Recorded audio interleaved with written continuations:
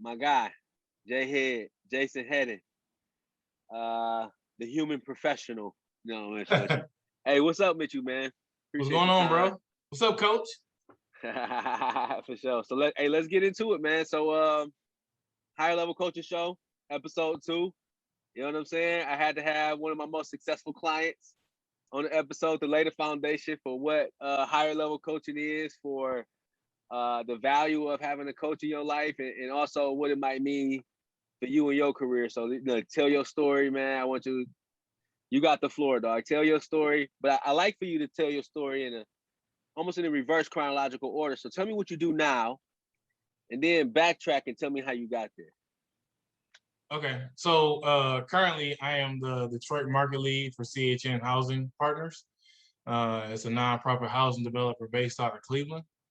I did not start here. I'll be on with the organization for a year as of August. And essentially what I do is I lead all of our work in Detroit. So we are an advisor to the city of Detroit and some of our other partners as it relates to preservation of affordable housing in the city, as well as working with nonprofit developers to help folks that are in affordable housing that's single family and they're trying to purchase their homes so they can have equity in home ownership.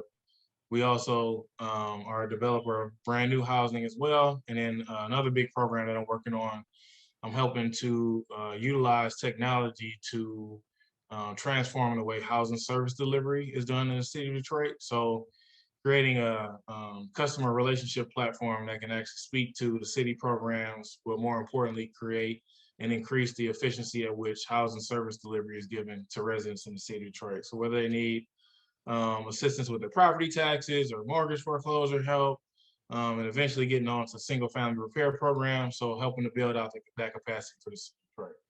So that's where I am right now. But where did I start? Honestly, my very first professional job working out of college was I got a property management job with Southwest Housing Solutions. I worked there for about 2.5 years. But let me tell you, most people don't just go into property management. I kind of got into the business by default. My father was a property manager. He used to manage the Fisher Building downtown and the Renaissance Shout out to Center. Herm. Shout out to Herm Headen. Shout out to Herman Head and the OG, Yeah, man. the OG, And the late great Herm Headen for sure. hey, man. And Learned a lot from that guy. yeah, man. He loved y'all, man. He so Yeah, essentially full disclosure, I've been knowing J Head since what, second grade, 8 second years grade, old. bro. We were 8 years old, right? Yeah. So but not only that though, we've been connected for life, John 1513. But so I want y'all to that's just the foundation of it. But I love J Head's story because I tell all my clients, I say, listen, trust the process. Do exactly as I say, and you'll reap the benefits. Trust me, okay? Trust me in this. Ain't no guarantees, but you're a very coachable guy, bro. Like real talk. Like you're one of my favorite clients who I love picking up the phone for you because you're coachable. You're going to take the advice. You're going to seek the advice. So go ahead. To that point, and then I'm gonna dive into my story. The thing that I realized, I think I learned is playing sports and football. Everybody needs a coach, okay? Because you can't see things about yourself or things around you like somebody else can. So a lot of times it's being It's humble hard to enough to see. It's hard realize to see the picture when you're in a frame. exactly. So being humble enough to realize that there are other people that can see things and do things better than you, and more importantly, help push you into newer heights.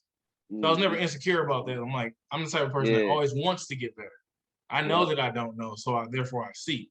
And it just happens that one of my best friends in the world is one of the best or the best coach as it relates to getting jobs and things of that nature. So my hat's off to you, brother. I appreciate it. Appreciate it. But so I started out, I graduated from Wayne State, got a business management degree. I applied for an opportunity, didn't have any job experience, except for when the market crashed, 08, 09, I started working with a friend of the family, and I was helping them manage some of their, they were flipping homes and renting out homes, and I was managing some of that process for them, helping them out. But I was learning from what they were doing in their business. I didn't really have much experience outside of that.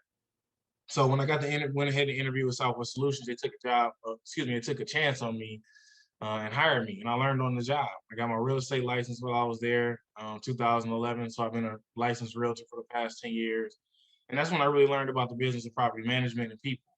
I was there for 2.5 years. And for those that aren't familiar with Southwest Housing Solutions, some of the work that I did was challenging, but very rewarding. 25% of the folks that we helped house were either homeless or had severe mental illness. So meaning we would house them first and then provide them with counseling services. So imagine housing someone that has never had to pay rent, never cleaned an apartment, but the main thing is just trying to get them stabilized. So I learned so much about counseling. I learned a lot about mental health. I learned a lot about people, and I learned a lot about the business of property management. This was Section 8? It was affordable housing, so it was based upon the income, area median income. However, we did take Section 8 vouchers as well. From there, I worked there for 2.5 years, and I had a friend of mine who. Wait, pause real quick. I just want to let people know who you are really. Like, you're an expert, and the reason I say that is because the sheer fact that you've been in this business for 10 years full time. Yep. Like, real talk. Like, you've been in the business 10 years full time. So if you multiply that, that's the 10,000 hours you need. Yep. If you just work 40 hours a week, or 50 hours or 50 weeks a year, right? Yep. That's going to, so, and actually that's more. I think that's part-time. If you do that for part-time, that's your 10,000 hours. But I want to let people know real quick that listen up, because you're telling the story of how you became an expert and how you doing what you're doing right now. And we'll get more into that when you tell, more about what you're doing. So go ahead. Yeah, I'll make sure that I add the outside stuff. Yeah, of course. I know. And so I worked there for 2.5 years, and then I had a colleague of mine leave and go to another company called Independent Management Services. It's a much larger company. They have about a portfolio of about 12,000 units over 10 different cities. And after my 2.5 years, they interviewed. They were looking to expand, looking for more property managers to take on more responsibility. I ended up leaving Southwest Solutions, going to Independent Management Services. And from there, it was cool. Actually, you helped me negotiate a $20,000 pay raise from one job to the next in 2.5 years, which was, unheard of and pretty quick. And on top of that, I had an expanded portfolio. So for those who are familiar with Detroit, I managed the Martin Luther King homes on Shane. I managed Fairview Manor. I managed Across the Park. I managed Freedom Place. There are a lot of Section 8 and affordable units in the city of Detroit that I've had the opportunity to manage. I've seen a lot of things in the property management field. Learned a lot there. I did a year there, and while I was there, during that time, I was actually reached out to by a recruiter. They were looking to hire for a new property management company in the city of Detroit. I wasn't quite aware. They wouldn't tell me their name. Long story short, they were like, "Hey, if you're interested, submit your resume, and then we'll get back." So I was just like, "All right."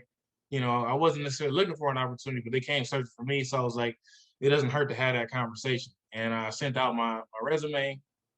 Long story short, the company that reached back out to me ended up being Bedrock Real Estate Services, which is the real estate arm of Quicken Loans and Finance Companies in Detroit. I took the interview. I interviewed well. Things worked out, and I got hired. And I started working for Bedrock. And the difference there was, prior to, most of my experience was in housing, so market rate and affordable housing. And now I kind of got to dive more into the commercial real estate aspect of it. So got the opportunity to do that. But concurrently, at the same time, I also was able to join the board of the Detroit Housing Commission based upon some of the work that I had done in housing previously. So I was kind of doing two tracks at once. One, I was learning on the commercial end, managing buildings downtown that some folks may be familiar with, Cornerstone Barrel House on Woodward, the Globe building, which happens to be the oldest commercial building in downtown Detroit. I had the opportunity to play a hand in rehabbing that. Where WeWork is, and I had an opportunity to manage that building and run through some of the renovations there. Standby, I was the property manager when they were doing their build out. So the Z-Lot, I was able to see all of that transformation. And I was at Bedrock for 2.5 years. doing the property management thing. And then the last thing that I did when I was at Bedrock as a property manager was I had the opportunity to manage the Chase Tower downtown on Woodward. It's a 550,000 square foot Class A building.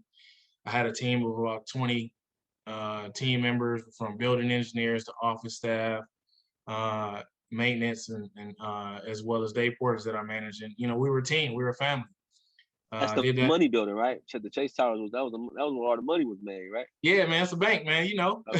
Okay, right. You already know that's an integral building, because a lot of the bankers that Quicken Loans house work out of the Chase Tower, so it's a very important building. From there, I had an opportunity to. It's funny because I was recruited internally to move from the Bedrock side over to the Quicken Loans side. And I essentially left Bedrock as a property manager, and I moved over to Quicken Loans as the director of state and local government affairs for Quicken Loans. And I did that in 2016. And primarily, most of my responsibilities, one of the first projects that I worked on, folks are really familiar with the Hudson site that's being built downtown, the restoration of the Book Tower downtown, as well as where now they have the roller rink, where the Monroe Blocks development. But I had the opportunity to work on the team that helped pass the tax incentives to help build those structures and create additional jobs in Detroit. So had a really cool experience and an opportunity there to be able to connect with the community and kind of talk about the work and the philanthropy that Quicken Loans have done in and around the community, but also looking at creating jobs and opportunities. So that was a really cool experience. That was one of the main first projects that I worked on. In my second year in the space, after we were successful in, passing those tax incentives, one of the things we did was we invested in the community, the Breithoff Career and Tech Center, as well as the Randolph Career and Tech Center. For those who do know, I actually, I'm a DPS graduate, just like you, James, with the Renaissance High School, but I was able to take classes at Randolph Career and Tech when I was in my junior and senior year in high school. So at Quicken, what we decided to do was we put in, a $250,000 investment into Randolph Career and Tech, and then there was $1 million investment in Breithoff Career and Tech Center. And I had the opportunity to be able to lead and manage those investments and improvements into the city. So for the latter, speaking of the Breithoff project, essentially what it was, our organization put in $1 million of a $3.3 million investment. That was a public-private partnership between Quicken Loans / Bedrock and the city of Detroit, as well as the DPS school district. And I work with the school and the teachers and our partners to help do a $3 million renovation on Breithoff Career and Tech Center.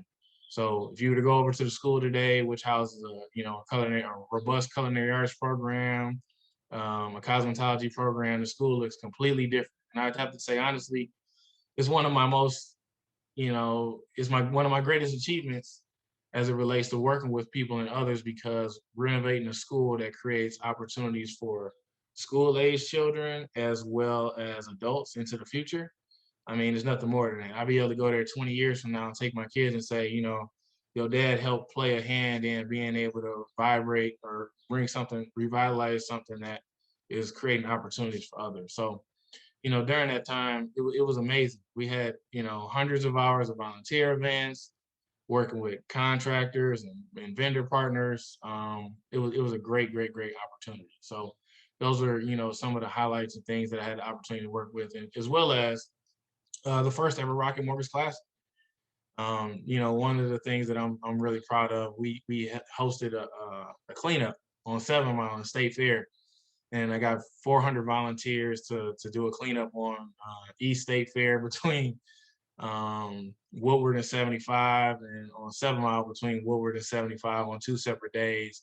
And that was also a partnership with Arab Chaldean Community Council, as well as with the city of Detroit. And it was amazing because that started the catalyst for some of the work that folks saw leading up to the Rocket Mortgage Classic, with murals being painted on buildings, and some blighted buildings being painted to make it look aesthetically better. Also, some flowers being planted just to be able to create some opportunity and pride into the city. So as it relates to my day job, I've had some real cool opportunities to, work on some cool projects, be able to add value in the community. And more importantly, me being a native Detroiter, being able to lead and create opportunities for others. I like to lead by example. I'm a kid from the neighborhood. If you look statistically, I'm probably not supposed to be here, but I do all the things that I do with pride, and sharing that on purpose because I have to be that leader and that light that other kids see. And there's another program that I want to talk about too that was really near and dear to me when I was at Quicken. We work with it's called Urban Alliance. And Urban Alliance is a program, it's a mentoring program, essentially where we work with high school seniors that completed most of their requirements, and most of them were either Bright-Hoff or Randolph students. And Bright-Hoff or Randolph are career and trade centers for kids where they can learn skills. We used to call it VOTEC. VOTEC, yeah, there you go. Some folks know. And essentially, right. If you know, you know, right? you know. Yeah. And essentially, what it did was we allowed those seniors to have internships Monday through Friday or Monday through Thursday for 12 hours a week. So they would work from 1 p.m. to 4 p.m. And we would have mentees follow us around, and on Fridays they would get professional development.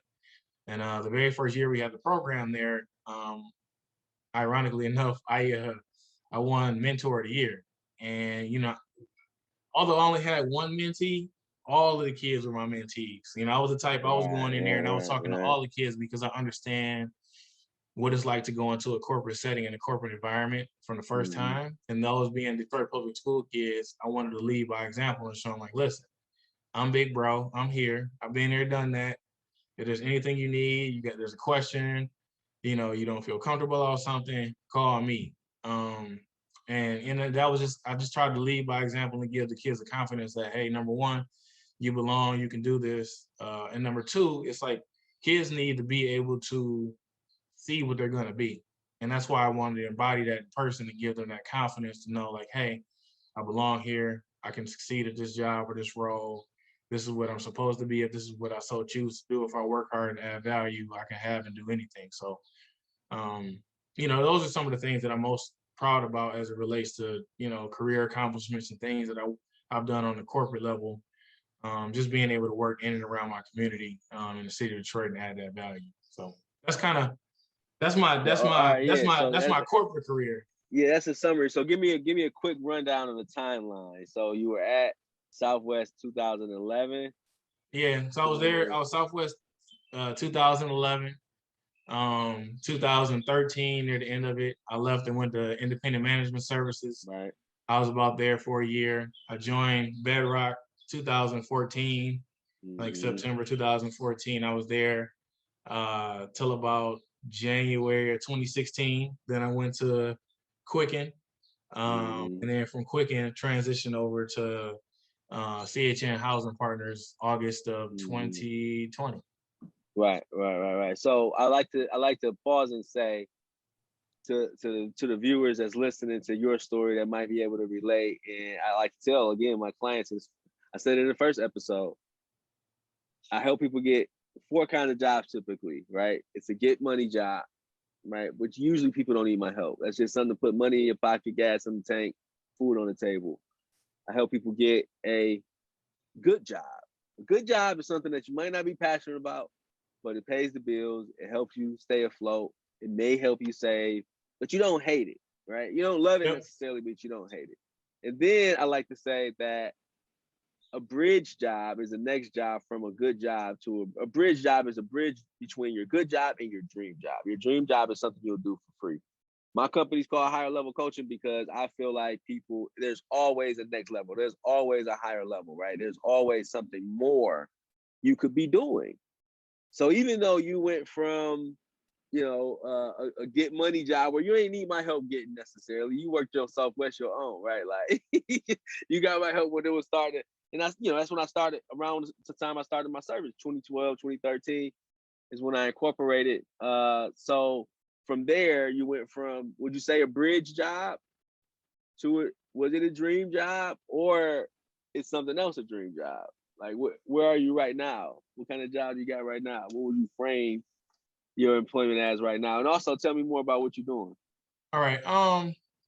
I say right now I'm kind of in a dream job, and the reason I say that is because I'm able to shape the outcomes where I'm at, and for me, I'm big on being able to add value in the ecosystem and add impact. And right now, I'm working on something that's very, very, very impactful for. It's going to help a lot of people. And for me, that's very fulfilling as it relates to that. So I say it's a dream job as it relates to being able to fulfill my personal goals, which kind of is helping people in the process of building up capacity within the network housing. For the longest, I used to say, oh, I don't want to be a property manager. I don't want to do this. I don't do that. But really, every job that I've had has given me the set of skills that I need right now to be able to work on what I'm working on and achieve that. So that's been cool. And to second that, you talked to me a little bit about like what I do outside of my work. So I'm a real estate professional. So people say, oh, what do you? I manage property. I have a real estate license. But what does that mean? But I'm also a developer. I'm also a real estate investor. So most wouldn't know I flipped homes. I'm actually in the process of working on a flip for a home right now. I own commercial property. I own apartment buildings. I am an active investor. I've never taken the route of, I just want to do the work at work, but I also, more importantly, want to move into the role of ownership. So in the roles that I took, it was more important for me to learn sometimes than it was for me to earn.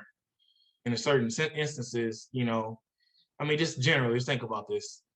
If I'm a kid from the neighborhood, didn't grow up much, grew up in a 2-family flat, but had the opportunity to work within a billionaire's network of how they build and manage property, yeah, I'm going to learn. I'm going to sit there and understand why they're doing what they're doing. So I wanted to sit there to be able to grasp and understand how the game is played on a large scale. How was it in real life? And I was able to take from that. I wasn't happy to be in the room. I wanted to know why decisions were being made, because I want to be able to implement those own opportunities for myself.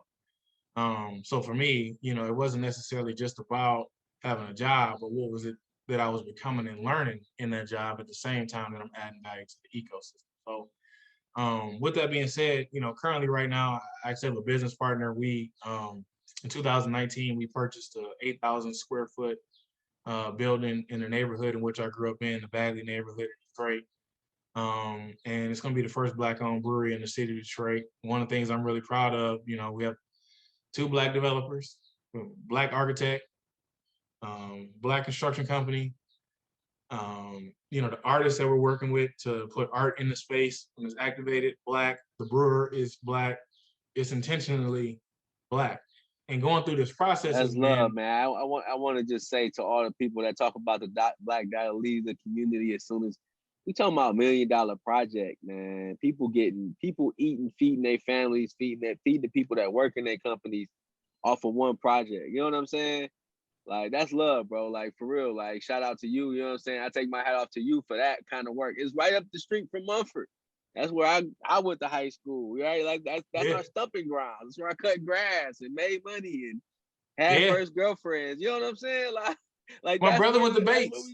That's where we grew up, right? Literally. I went to Bagley. My brother went to Bates. Like, there's countless times you walk down 6 Mile. So for me, personally, to be able to take money that I made throughout my career and reinvest in my neighborhood for people that look like me. See, part of it is them just seeing that it can be done, because that creates the hope that, oh, others can do this as well. Because at the end of the day, it's about creating that opportunity, the economic opportunity, that Black wealth.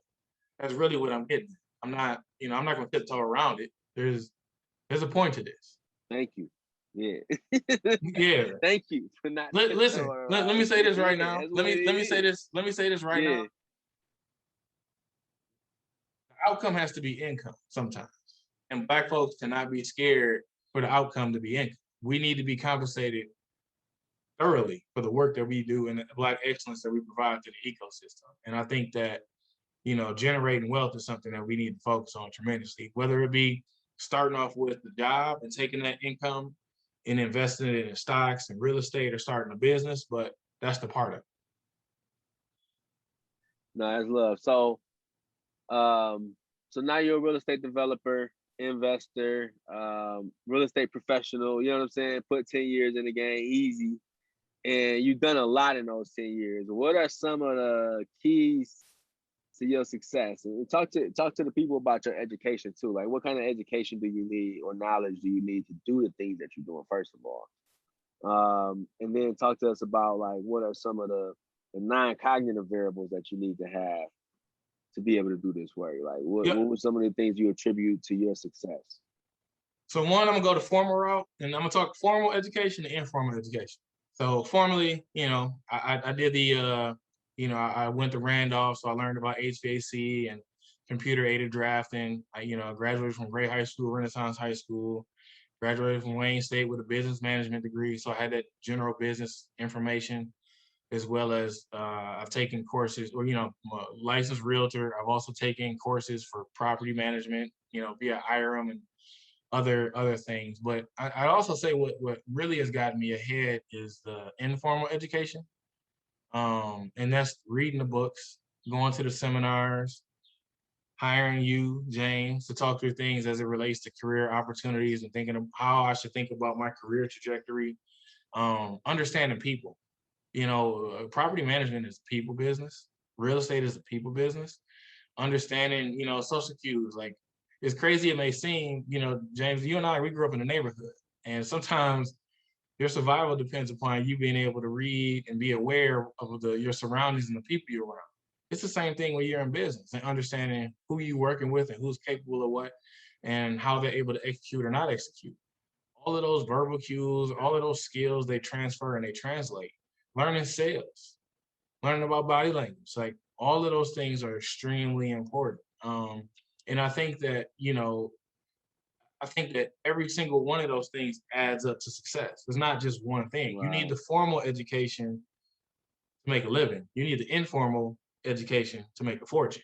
And what I've learned is to combine those two. And good, when it looks is that original? Good quote. I appreciate that, man. Is that original? I'm gonna have to quote you. I have to give you respect for that, though. I don't think that was me, but yeah, okay. Came to my mind as we discussing it. It's real though. But that's one of the things is, like, I understand myself, my strengths and my weaknesses. So I'm gonna circle back to the point of having a coach and talking about you. And I don't think you give yourself enough credit, to be totally honest. You're a great this husband. Ain't about me. This ain't about me, man. That's not the point. Let me get to that. Let me get to the point. I'm gonna talk about me, believe me, on this show. Believe you me, son. I'm gonna talk about myself and what I can do for people. I want you to lay the foundation. And I'm gonna talk about how I helped you, and from my perspective, I want you to keep going. I'm gonna talk about how I helped from my perspective. So. All right, but what I'm saying is, I think that given the experience that you have, you've been to 30, 40 plus countries. You're a Black man from the city of Detroit. You're a father of 5. You're a husband. You worked at the University of Michigan. You got a Big Ten championship ring, played football. All of those factors play into you being the coach that you are today. So when I come to you, I understand that there's a certain level of professionalism. Mm-hmm. There's a certain level of you've seen enough things because you've been around the world. You've recruited people for one of the top universities around the country. Like, you understand those things. So when you're evaluating me, I know you're coming from, even though we're friends, you're coming from an objective place to say, what are the things that Jason needs to do in order to be successful if he wants to go into a professional career, and identifying what those gaps and those spaces are. Right. So that's based why on your goals too. Based on your goals, right? Like, exactly. Really based on your goals. Yeah, that's what I'm talking. Exactly. But the thing is, you have the experience to know what it is when you're looking at me, what those things could be, whether it's a strength or a deficiency, and where I need to take place or add time in to evaluate to get better on those things. So, I mean, you can tell you right now. That's real talk. I want you to go ahead and say that. What you say? I've never gone into an interview for a job, not one in my life, without consulting you. I don't care if it's a salary negotiation. I don't care if it's the first interview for what I dressed. I talk to you. I'm say, James, I got an interview. Go in and talk to this. You're the one that taught me. Listen, when you interview for a job, you're interviewing them just as much as they're interviewing me. Absolutely. And you're right about that, because that's your job is a place you spend majority of your time. Mm-hmm. So, I learned those things from you. So when I'm talking to folks, and I don't hesitate to pick up the phone and say, hey, I need to talk to James. Is this a right decision? Because no, that's real talk. in 5 years, 4.5 years, I almost quadrupled my income because of you. That is a fact. Let me hold something, Jay. No, I'm messing with you. Hey, no, look. So check it out. And I again, like I said at the beginning of this call, like I appreciate you because you are coachable, because you understand where I come from, the advice I have, and also my mindset. Like I'm very strategic with what I do. I'm very calculated. You know how I approach anything that I do, right? Yep. You know more about what I do than other people. Like anything I do, I'm gonna get down to the details, and I'm gonna ask you. And I appreciate you also because you helped me grow my business, right? Yeah, you was one of the first people that had the testimony on my website. You know what I'm saying? You had you came through to my events downtown when I had the office downtown. Yeah. Talk about how I helped you that quick and then, you know what I mean? And also but you don't know how you helped me, because when you're telling me your stories about what's going on in your life in corporate careers, I can say, hey, I gave this guy this advice, and here's the outcome, right? Yep. And the outcome, like you said, end up being income, right? That's how we keep score, right? Yep. We keep score about how much money are you making? How much money are you saving? Like my whole goal is to help you make money, save time. You know what I'm saying? Yep. But I want you to talk a little bit about the other day, bro. Like, in the most vague terms you can. I don't want you to be too specific because you're still doing it, but how I helped you with like thinking about how you was going to approach a certain situation in your current day job, or how you're talking general about how I do that. Oh, I think one of the things you're very, very good at is like you make people step back from themselves, and you ask very objective questions to make people think about things in a different way. So in my example, I was getting ready to lead something, and I'm talking through it, and I'm thinking that, I was getting ready to make a mistake about how I was doing a certain presentation, and I called you. I'm like, James, you think that I should come right out front and say X, Y, and Z? And you were like, no, press pause, chill out. And the first thing you said was, do you know for sure that what you're about to bring up is actually an issue, or is it something that you think is an issue that needs to be addressed? And that question answered everything for me right then in that moment, because it was an issue that I knew or thought was persistent, but had nothing to do. It was not brought to me or broached to me by anyone at all. And it made me realize, I'm like, you know what? It made me realize that sometimes you really have to press pause on things, because you can get in your own head when you're doing certain things. So that's why, instinctively I called you like, hey man, how should I approach this?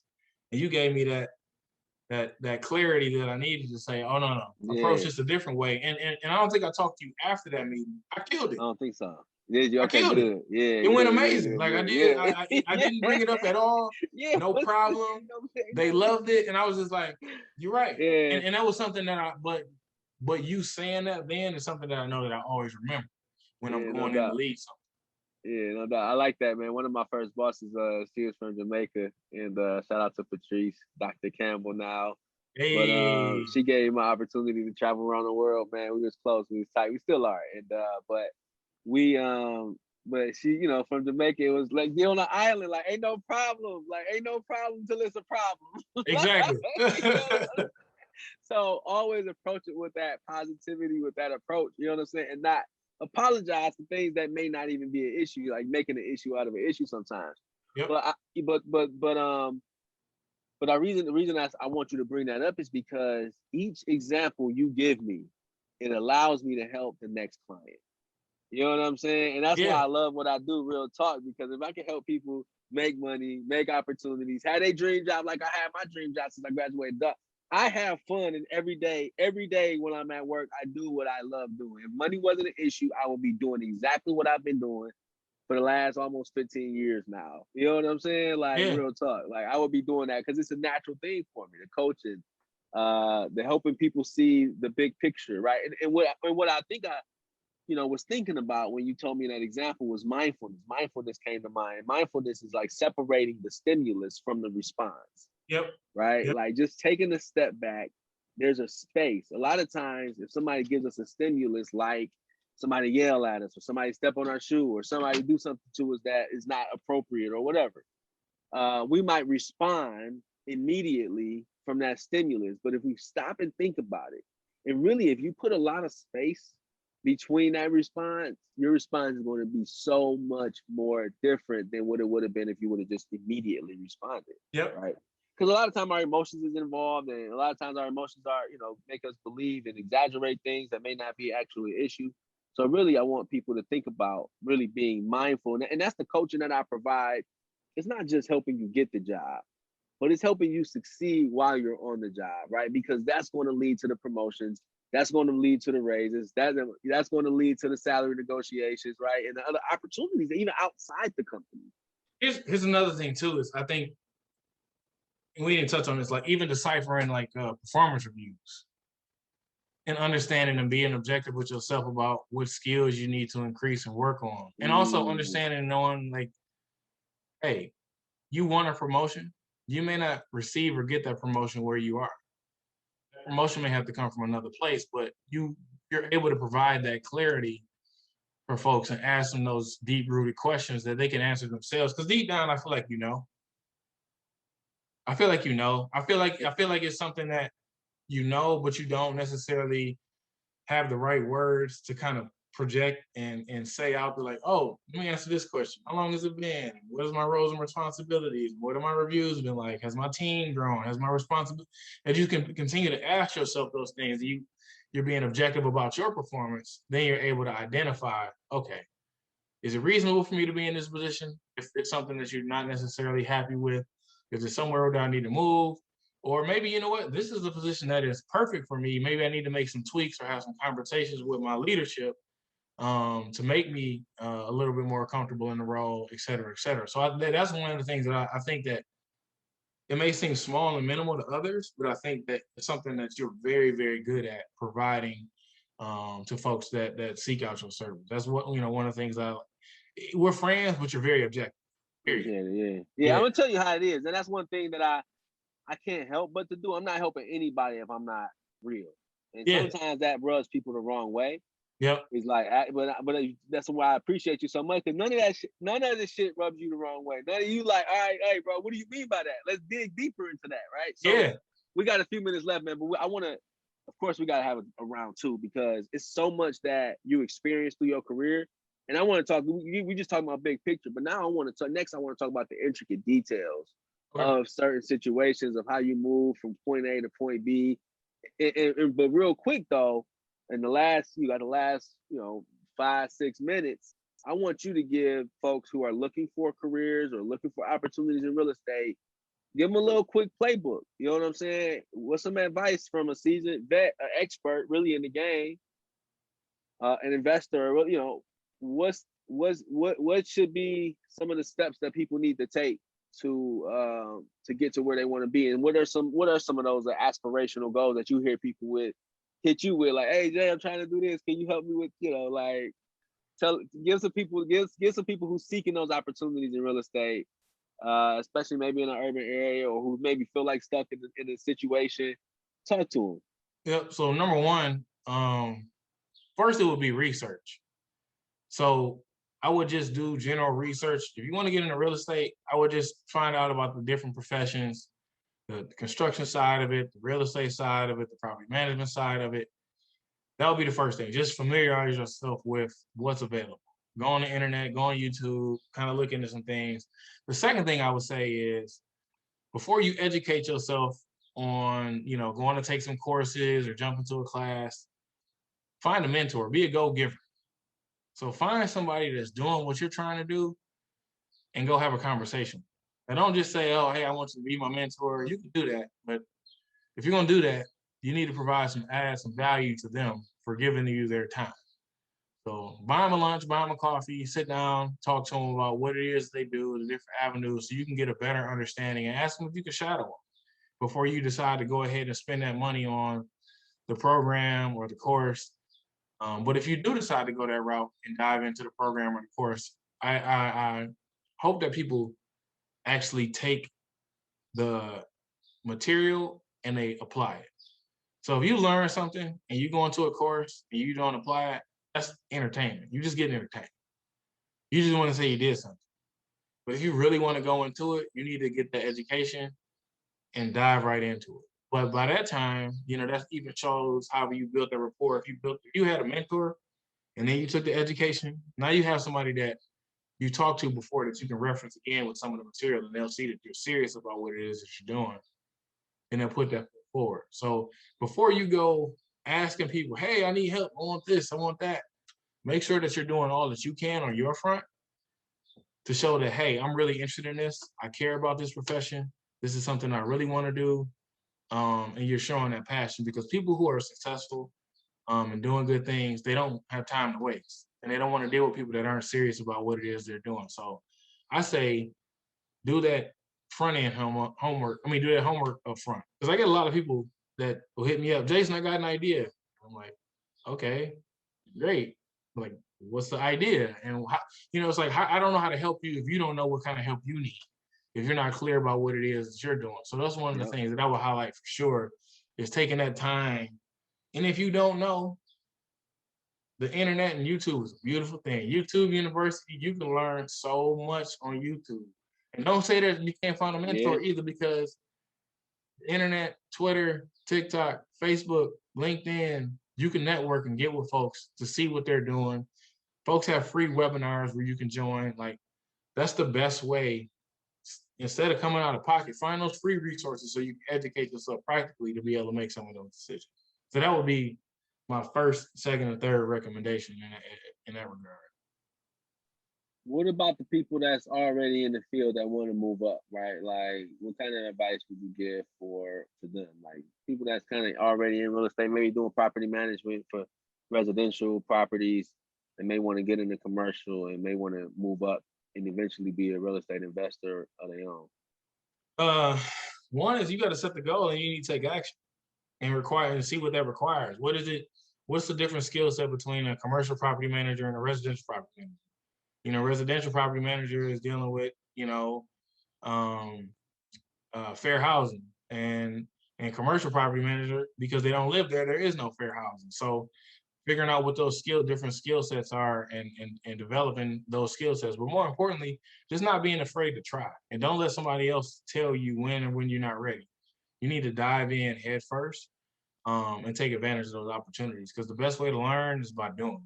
So if there's someone around you that's doing it, you can shadow them, go do so. If you want to become a real estate investor, you've never done a flip before, get close to somebody that's doing it and watch them. But more importantly, you can't be scared. And if you're gonna fail fast and get up and keep trying until you succeed. That's just the name of the game with anything else. You can't be afraid to try. You can't be afraid to fail, but you do have to be hungry to succeed. And that's how you'll get better or reach that goal on the back end. No doubt, bro. Hey man, this was awesome, dog. A lot of great information. I got so many more questions for you around some of the language you use, some of the terms you use. But like I said, man, of course we'll have you back a little bit later in the show. Hopefully y'all enjoyed it too, like I did. But hey, appreciate you, bro.